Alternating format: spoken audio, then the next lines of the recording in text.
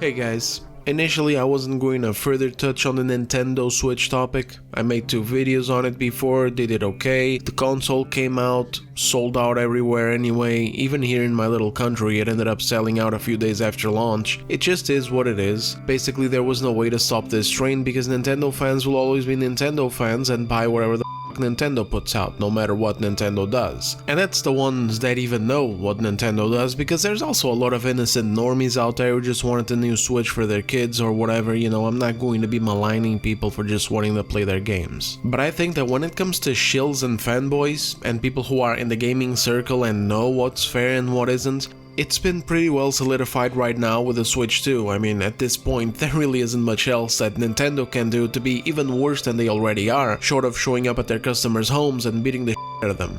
I have expected and accepted this because to me, Nintendo has always kind of been on a different separate plane outside of the mainstream industry. Basically, if you're a big gamer and you want to have access and play as many third-party titles as you can, and at high quality and performance as possible, you're not going to want a Nintendo, you're going to want a PC or one of the other consoles. It's been like this for a while now, whereas the Nintendo crowd wants to buy Nintendos because of their games specifically. Now, of course, this doesn't mean that the Nintendo crowd shouldn't be smarter and advocate for not being raw dogged by the company. It's actually what makes all of this so sad. It's that Nintendo has this unique quality to them and now they are paywalling it at an even higher cost than the rest of the industry. And it's even worse when their identity is so associated with kids. But again, it just is what it is. If they want to blindly support the company and then cope online by celebrating how they just spent $80 on a Mario Kart game or a remaster that still sells its DLC content separately after 7 years, when they could have easily spent $60 or at most $70 instead, then more power to them, I guess? I don't know. Again, it was expected. What wasn't expected, at least for me, was seeing the events that have transpired online over the first couple of days after launch, where the narrative online has basically become laughable as Nintendo fans who bought the console and posted it online are now either crying for sympathy or gloating in a weird way, almost as if they were trying to ridicule the people for seeing those posts and talking shit about them, or not even targeting any post specifically, but just generally talking about how pathetic the resistance from Nintendo fans was to the company's latest actions. Which of course has also prompted even more posts proudly displaying their latest Switch 2 purchases out of spite, with captions trying to own the people with a spine who actually didn't bend over to the corporation and held their capital to a higher standard by not buying the Switch 2, or by buying it but not supporting the price hike, not gloating about it, and maybe even criticizing it regardless, because of course you can enjoy a thing while being critical of it, or still retaining your awareness to the fact that Nintendo's actions of late have been terrible and set bad precedents for the industry. Basically, there's about 50 different ways to act throughout all of this without going full cringy console war fanboy, and so many of these people have utterly failed in that task. Even respectable creators who do advocate for the customer and who hold big corporations accountable.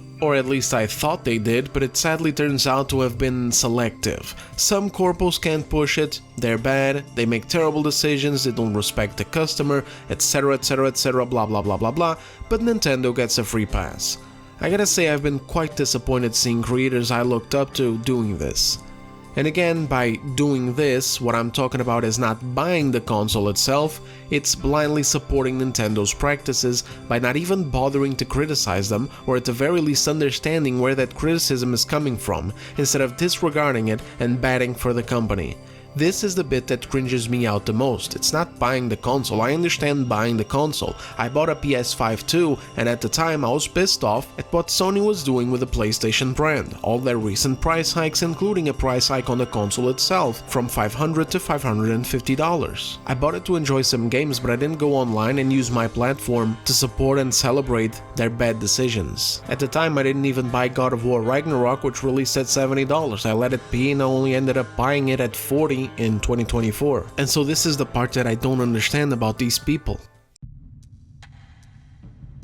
I actually regret not having saved more screenshots of this happening in the first couple of days. At time I feel like, despite being here making videos since September last year, I am not yet in that content creator mindset of detecting juicy nonsense to save screenshots of, just in case I decide making a video on it. But I'll give you guys an example of an instance where I was more or less personally involved, and that shows a very common type of post that I've come across on X over and over and over. It's stuff like this. I got called mean words for buying this. Obviously this goes without saying, but any actual personal attacks at people aren't cool. I always like to preface whatever I say next with this, because I like differentiating actual instances of actually unhinged, uncivilized behavior, and then just normal criticism, trolling, or just straight up shit talking on the internet, which we are all subject to, and is what is actually commonly happening with the Switch 2 right now, as it happens with so many other things, like people simping for price hikes on other platforms get the same treatment. I think Will of the Fans put it here perfectly. I have no idea why anyone would call you mean words, but you are contributing to the normalization of the games industry pricing things at a prohibitively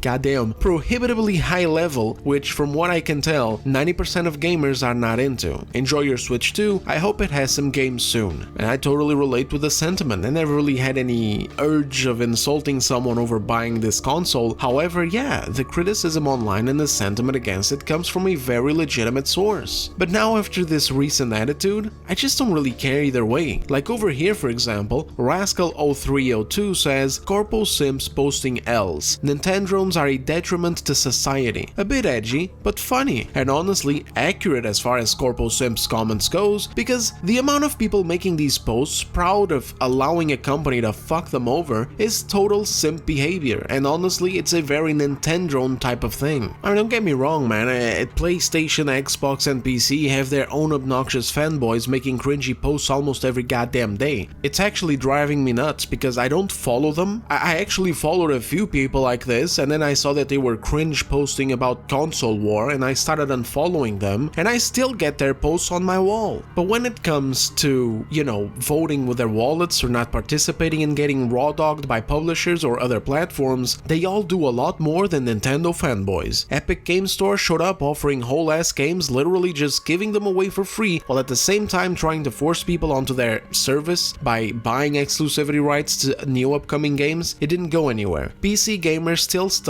overwhelmingly to Steam. It's still the top platform on PC by far, and they didn't even have to pay to get Epic Game Store. It was literally a free platform offering them free video games. There was nothing to lose and a lot more to gain, and yet they still told them to go fuck themselves. On PlayStation there's a lot of fanboyism, and you can't escape making a post or video criticizing something from there without a squad of fanboys popping up in your comment sections. But regardless though, over the past few years Sony has been losing a lot of the goodwill that they gained during the PS4 generation. Garbage like Concord didn't stand a chance. People have been vocal about the stupidity of their shift towards live services and the insanely overpriced PS5 Pro. In the case of the console, while starting strong, it quickly dropped in sales, triggering that executive to come out and cope about how the Pro was actually only for hardcore gamers.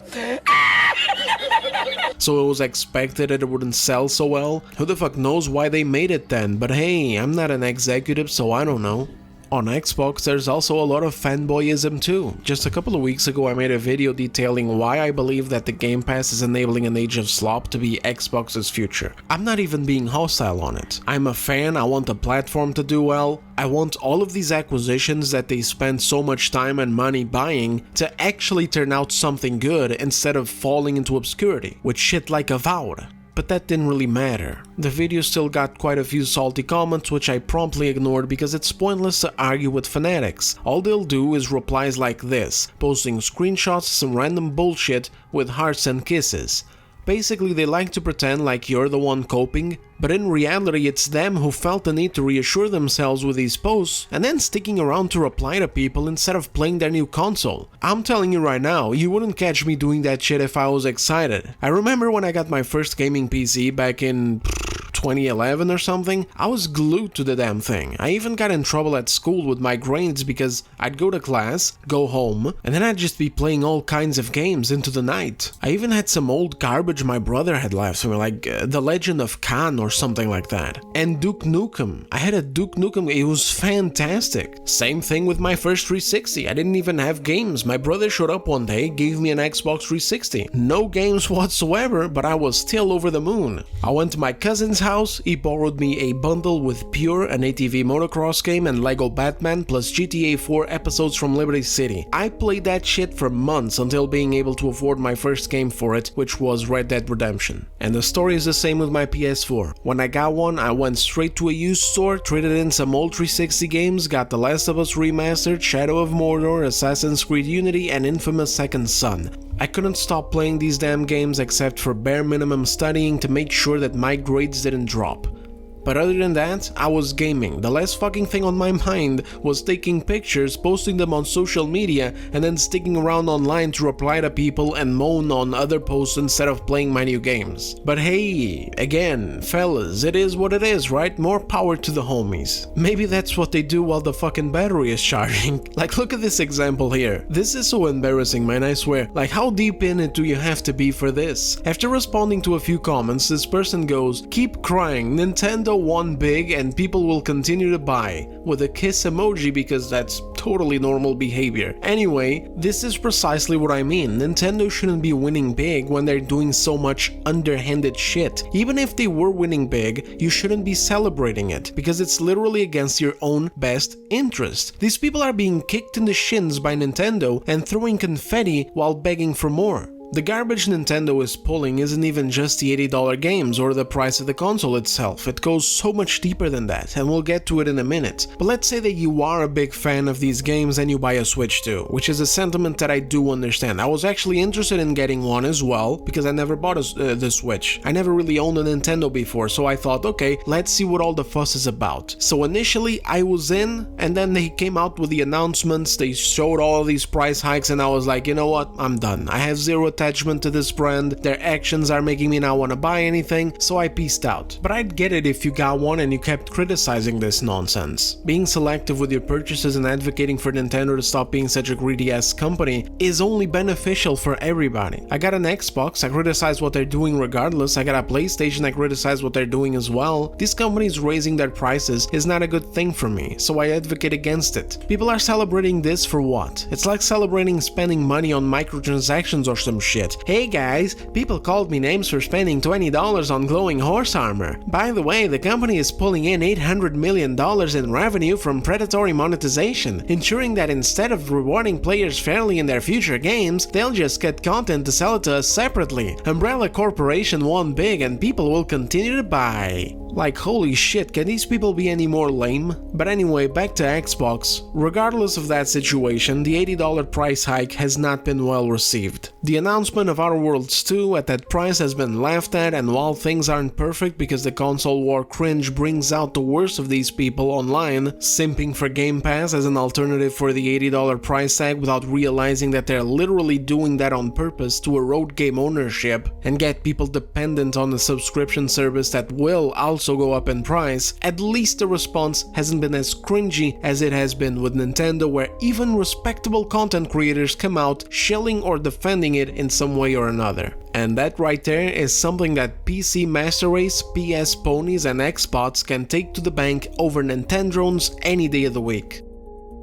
So anyway, plenty more instances of that nonsense in that post, and one person that I saw responding to it was Dan Vask. I don't know how many of you are aware of this dude, but either way, I've always enjoyed watching his appearances on some live shows that I watch, such as Friday Night Tights. I got nothing against the guy, he's a legitimately talented and charismatic dude, he is very critical of media and he advocates for pro-customer measures, though to my understanding from those live shows, more in regards to TV, film and comic books than gaming. So it surprised me a lot when I saw him tweet this, and I quote, It's an interesting phenomena, especially when you trace the reasoning. I passionately campaigned and bitched against this product, and people not only spent their money on it anyway, but they did it happily. This means my opinion and I are worth zero. And I get it because it's true. Part of being truly happy is realizing lots of people are chronically depressed, bitter losers, desperate to make you one of them. Accepting that this is human nature and navigating life accordingly is very liberating. Back to the subject. People have been bitter towards Nintendo owners since the 80s. It meant jack shit then, it means jack shit now. And this was just such a ludicrous take, because on one hand, what people did rowing against Nintendo's greed-fueled bullshit decisions, which again stretch out widely beyond the Switch 2, wasn't at all different than what he and so many others in his circle, people that I'm a fan of such as Nerdrotic, Geeks and Gamers, Heel vs Babyface, etc., do rowing against anti-consumer and anti-marketing dogshit in Hollywood.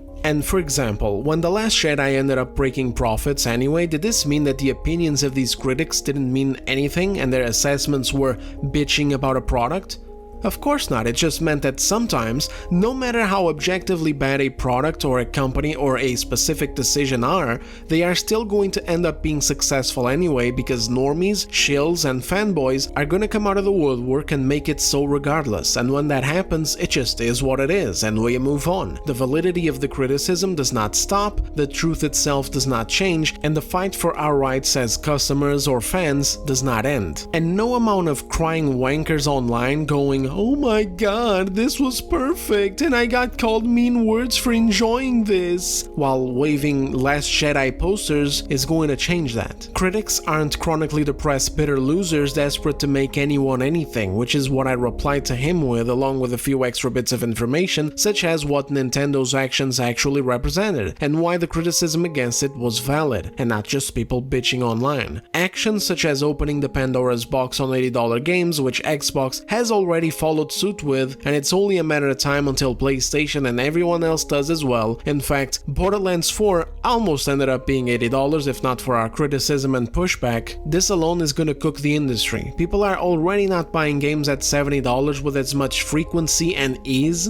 and a price increase to $80 isn't going to make them. The issue these companies have is not the price of the games being too low, it's the games not being good enough. They are failing to appeal to people, appeal to us, and even with appealing games, no matter how appealing the game is, with an $80 price tag, it's going to suffer. Nintendo is also enabling publishers to erode physical ownership in their platform with their game keycard nonsense, where instead of enforcing measures that all games that fit into a cartridge must release in a cartridge, they're just letting them sell empty boxes with a keycard to download the games, even if they're shrimps like Bravely Default at 11 gigabytes, and the prices are just as high. And as a reminder, because people tend to forget, this is also the same company that sold people cardboard for like $100 and are actively suing a small studio for game mechanics just because they dare to make a better and more widely appealing game than they've been able to in years. This is also the company that limits sales of certain games just to artificially inflate their value, the company that refuses to drop prices of older games, the company that's selling graphical upgrades that amount to flicking the graphics settings from low to medium for $10 to $20, so on and so forth. And I also think it's quite funny that he mentions that bit in regards to Nintendo fans apparently being under attack since the 80s, like, oh no, the poor perpetual victims of the gaming space, haunted and judged since the dawn of time. But have people ever considered that maybe, just maybe, it's not Nintendo fans that have been under attack, it's just Nintendo itself, and then Nintendo fans just get collateral damage because they themselves decided to put on their Nintendo Labo armor and then go defend the multi-billion-dollar corporation for no conceivable fucking reason other than competing for the cringe Olympics. Anyway, I even tried to put it into a perspective that may be more relatable for him by saying that if he doesn't get it from the perspective of the gaming world, then just imagine it from the perspective of the TV, film, and comic book world. Imagine a big titan of the industry over there like Disney, Netflix, Hollywood, or whatever else making a terrible decision that is good for nobody, and then having that ending up profitable because, you know, Disney adults and shit blindly spent their money on it and defended it. And I did this because, again, I've seen shows where he's been featured on, and this guy and various people in his circle do this for those corporations. They